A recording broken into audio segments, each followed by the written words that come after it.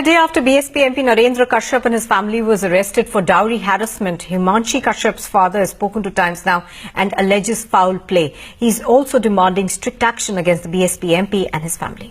बुधवार को इनके पड़ोसियों से पता चला कि घर में कोई घटना घट गई है, तो वहां पर एक पन्नालाल कश्यप है।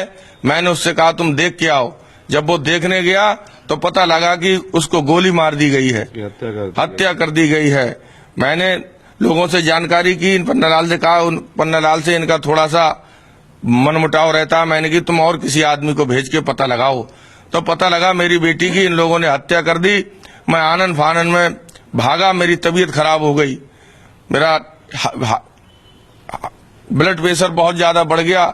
मेरी पत्नी भी बहुत दुखी थी, परेशान हो गए हम लोग। जब वहां पहुंचे, जब वहां देखा तो वहां उस लाश के पास इनके परिवार का कोई नहीं था।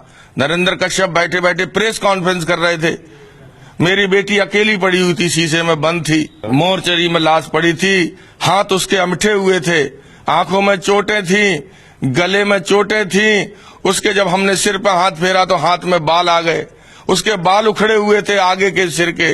गोली लगी है यहाँ और हाथ यहाँ। हमने हाथ फेरा उसकी मम्मी ने तो उसकी मम्मी के हाथ में बाल आ गए। इन्होंने बाल पकड़ के मारा है, हाथ मड़ोड़े, हाथों में चोट है, नाक पर चोट थी, गर्दन ऐसी सूजी हुई थी, गर्दन पूरी लाल पड़ी हुई थी, नीली पड़ी हुई थी। इन लोगों ने बुरी तरीके से उसे तड़पा तड़पा के मारा है। मैं अदालत से ये कहना चाहूंगा कि ये लोग संसद में बैठे रहते हैं, भाषण देते हैं। नरेंद्र कश्यप झूठे भाषण देते हैं, कहते हैं बेटी बचाओ, बेटी पढ़ाओ। इन लोगों ने मेरी बेटी को मार दिया, मेरी बेटी की हत्या कर दी। इन लोगों को जुडिशियल से मैं निवेदन करता हूं, उनके पैर छूता हूं कि इन हत्यारों को कम से कम फांसी की सजा हो।